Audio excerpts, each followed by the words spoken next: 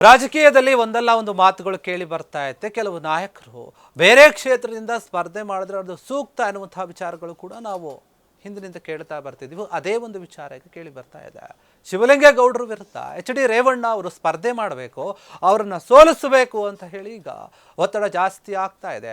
ಹೊಳೆನರಸೀಪುರದ ಶಾಸಕ ಆಗಿರುವಂತಹ ಎಚ್.ಡಿ. ರೇವಣ್ಣ ಅವರು ಈಗ ಅರಸೀಕೆರೆಯ ಒಂದು ಕ್ಷೇತ್ರದಿಂದ ಸ್ಪರ್ಧೆ ಮಾಡಿದರೆ ಅದು ಸೂಕ್ತ ಅಂತ ಹೇಳಿ JDSನ ಮುಖಂಡರೆಲ್ಲರೂ ಕೂಡ ರೇವಣ್ಣ ಅವರಿಗೆ ಮನವರಿಕೆ ಮಾಡ್ತಾ ಇದ್ದಾರೆ, ಒತ್ತಾಯವನ್ನು ಕೂಡ ಮಾಡ್ತಾ ಇದ್ದಾರೆ. ಯಾಕಂದರೆ ಅವರನ್ನು ಸೋಲಿಸಿ ಕಾಂಗ್ರೆಸ್ ಪಕ್ಷದ ಒಂದು ಬಲ ಏನಿದೆ ಅದನ್ನು ಕಡಿಮೆ ಮಾಡಬೇಕು, ಕಾಂಗ್ರೆಸ್ಸನ್ನು ದುರ್ಬಲಗೊಳಿಸಬೇಕು ಅಂತ ಹೇಳಿ ಒತ್ತಾಯ ಜೋರಾಗಿ ಕೇಳಿ ಬರ್ತಾ ಇದೆ. ಇದಕ್ಕೆ ರೇವಣ್ಣ ಇನ್ನೂ ಕೂಡ ಏನು ಸ್ಪಷ್ಟನೆಯನ್ನು ಕೊಟ್ಟಿಲ್ಲ. ಆದರೆ ಕೆಲ JDS ಮುಖಂಡರು ಹೋಗಿ ರೇವಣ್ಣ ಅವರಿಗೆ ಬೇಡಿಕೆಯನ್ನು ಇಟ್ಟಿದ್ದಾರೆ ಅಥವಾ ಒತ್ತಾಯವನ್ನು ಮಾಡ್ತಾ ಇದ್ದಾರೆ. ನೀವು ಶಿವಲಿಂಗೇಗೌಡರನ್ನ ಸೋಲಿಸಬೇಕು, ನೀವೇ ಸೂಕ್ತವಾದಂತಹ ವ್ಯಕ್ತಿ, ನೀವು ಸ್ಪರ್ಧೆ ಮಾಡಿದರೆ ಖಂಡಿತವಾಗಿಯೂ ಕೂಡ ಅವರು ಸೋಲ್ತಾರೆ ಎನ್ನುವಂತಹ ವಿಚಾರವನ್ನು JDS ನಾಯಕರು ಮುಖಂಡರೆಲ್ಲರೂ ಕೂಡ ರೇವಣ್ಣ ಅವರಿಗೆ ಮನವರಿಕೆ ಮಾಡಿಕೊಡ್ತಾ ಇದ್ದಾರೆ, ಒತ್ತಾಯವನ್ನು ಕೂಡ ಮಾಡ್ತಾ ಇದ್ದಾರೆ. ಯಾಕಂತಂದರೆ ಶಿವಲಿಂಗೇಗೌಡರು ಏನಿದ್ದಾರೆ ಈ ಹಿಂದೆ 3 ಬಾರಿ JDSನಿಂದ ಸ್ಪರ್ಧೆ ಮಾಡಿದ್ರು, ಗೆದ್ದಿದ್ರು ಕೂಡ ಹೌದು. ಆದರೆ ಕಳೆದ ಚುನಾವಣೆಯಲ್ಲಿ ಅವರು ಕಾಂಗ್ರೆಸ್ನಿಂದ ಸ್ಪರ್ಧೆ ಮಾಡಿ ಗೆದ್ದಿದ್ದಾರೆ. ಹೀಗಾಗಿ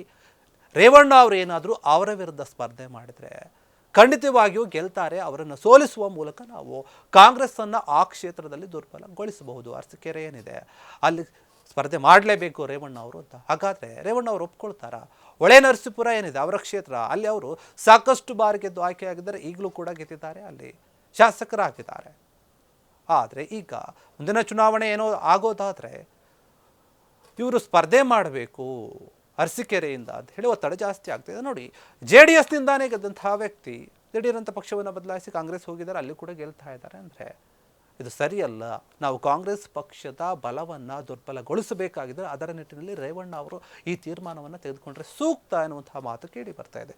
ಇದೇ ಒಂದು ವಿಚಾರಕ್ಕೆ ಸಂಬಂಧಪಟ್ಟ ಹಾಗೆ ಏನಾಗ್ತಾ ಇದೆ ರಾಜಕೀಯದಲ್ಲಿ, ಕೆಲವೊಂದು ಕ್ಷೇತ್ರದಲ್ಲಿ ಹಿಂದೆ ಏನು ಇವರು ಗೆದ್ದಿದ್ರಲ್ಲ JDSನಿಂದಾನೇ ಇವರು ಗೆದ್ದಿರುವಂಥದ್ದು, JDS ಬೆಂಬಲ ಜಾಸ್ತಿ ಇದೆ.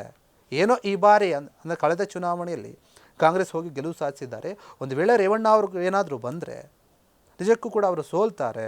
ಆದ್ದರಿಂದ ಕಾಂಗ್ರೆಸ್ ಪಕ್ಷದ ಒಂದು ಬಲ ಕಡಿಮೆ ಆಗ್ತಾ ಹೋಗುತ್ತೆ ಅಂತ ಹೇಳಿ ಎಲ್ಲ JDS ಮುಖಂಡರು ಕೂಡ ಒತ್ತಾಯವನ್ನು ಮಾಡ್ತಾ ಇದ್ದಾರೆ. ಮುಂದಿನ ಚುನಾವಣೆಯಲ್ಲಿ ಅವರನ್ನು ಸೋಲಿಸಿದರೆ ಒಳ್ಳೆಯದಾಗುತ್ತೆ, ನಮಗೆ ನಮ್ಮ ಪಕ್ಷಕ್ಕೇನೆ ಅಂದರೆ JDS ಪಕ್ಷಕ್ಕೆ ಬಲ ಬಂದತೆ ಆಗುತ್ತೆ ಅಂತ ಹೇಳಿ ಇದೇ ವಿಚಾರವಾಗಿ ಸಾಕಷ್ಟು ಮುಖಂಡರು ಹೋಗಿ ಮಾತನಾಡಿದ ಈ ಸಂದರ್ಭದ ಪ್ರತಿಕ್ರಿಯೆ ನೀಡಿದಂಥ ನೋಡಿ, ವಿಧಾನಸಭಾ ಚುನಾವಣೆಯಲ್ಲಿ ಅರಸೀಕೆರೆಯಲ್ಲಿ ಪರಾಜಿತ ಆಗಿರುವಂತಹ ಅಭ್ಯರ್ಥಿ ಏನಿದ್ದಾರೆ ಅವರು NR ಸಂತೋಷ್ ಅವರು ರೇವಣ್ಣ ಅವರು ಸ್ಪರ್ಧೆಯನ್ನು ಸ್ವಾಗತ ಕೂಡ ಮಾಡಿದ್ದಾರೆ. ಸಂಪೂರ್ಣವಾಗಿ ನಾನು ಸಹಕಾರ ನೀಡ್ತೇನೆ ರೇವಣ್ಣ ಅವರು ಬಂದರೆ, ಯಾಕಂದರೆ ಅವರು ಸೋಲಿದ್ದಾರೆ.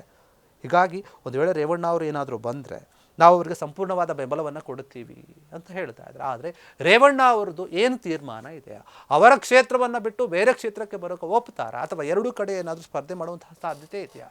ಶಿವಲಿಂಗೇಗೌಡರನ್ನು ಶತಾಯಗತಾಯವಾಗಿ ಸೋಲಿಸಲೇಬೇಕು ಎನ್ನುವಂಥ ಒಂದು ಪಟ್ಟನ್ನು ಕೆಲ JDS ಮುಖಂಡರು ಹಿಡಿದುಕೊಂಡಿದ್ದಾರೆ. ಕೆಲವರ ಆಲೋಚನೆ ಕೂಡ ಅದೇ ಆಗಿದೆ. ಏನು ಪರಾಜಿತ ಅಭ್ಯರ್ಥಿ ಸಂತೋಷ್ ಹೇಳಿದ್ದಾರೆ, ಅವರು ಕೂಡ ಹೇಳ್ತಾ ಇದ್ದಾರೆ, ನೋಡಿ ರೇವಣ್ಣ ಅವರು ಬರೋದಾದರೆ ನಾನು ಸಂಪೂರ್ಣವಾಗಿ ಅದನ್ನು ಸ್ವಾಗತ ಮಾಡ್ತೀನಿ, ಸ್ವಾಗತ ಮಾಡೋದು ಅಷ್ಟೇ ಅಲ್ಲ, ಅವರಿಗೆ ನನ್ನ ಸಂಪೂರ್ಣ ಬೆಂಬಲ ಕೂಡ ಇದೆ ಅಂತ ಹೇಳಿ ಅವರು ಹೇಳಿರುವಂಥದ್ದು. ಹೀಗಾಗಿ ರೇವಣ್ಣ ಅವರನ್ನು ಅಖಾಡಕ್ಕಿಳಿಸುವಂಥ ಒಂದು ತಯಾರಿ ನಡೀತಾ ಇದೆ ಶಿವಲಿಂಗೇಗೌಡರ ವಿರುದ್ಧ. ಇದಕ್ಕೆ ಶಿವಲಿಂಗೇಗೌಡರು ಅದನ್ನು ಯಾವ ರೀತಿ ಸ್ವಾಗತ ಮಾಡ್ತಾರೆ ಅಥವಾ ರೇವಣ್ಣ ಅವರು ಹೆಂಗೆ ಒಪ್ಕೊಳ್ತಾರೆ ಇದ್ರ ಬಗ್ಗೆ ಕೂಡ ಕಾದು ನೋಡಬೇಕು. ಆದರೆ ಈಗ ಒತ್ತಡ ಮಾತ್ರ ಜಾಸ್ತಿ ಆಗ್ತಾ ಇದೆ ಈ ಒಂದು ವಿಚಾರವಾಗಿ. ಕ್ಷಣ ಕ್ಷಣದ ಸುದ್ದಿಗಳಿಗಾಗಿ ಫ್ರೀಡಂ ಟಿವಿ ಸಬ್ಸ್ಕ್ರೈಬ್ ಮಾಡಿ, ಲೈಕ್ ಮಾಡಿ ಹಾಗೂ ಫಾಲೋ ಮಾಡಿ. ಹೊಸ ಸುದ್ದಿಗಳ ನೋಟಿಫಿಕೇಶನ್ಗಾಗಿ ಬೆಲ್ ಐಕಾನ್ ಮೇಲೆ ಕ್ಲಿಕ್ ಮಾಡಿ.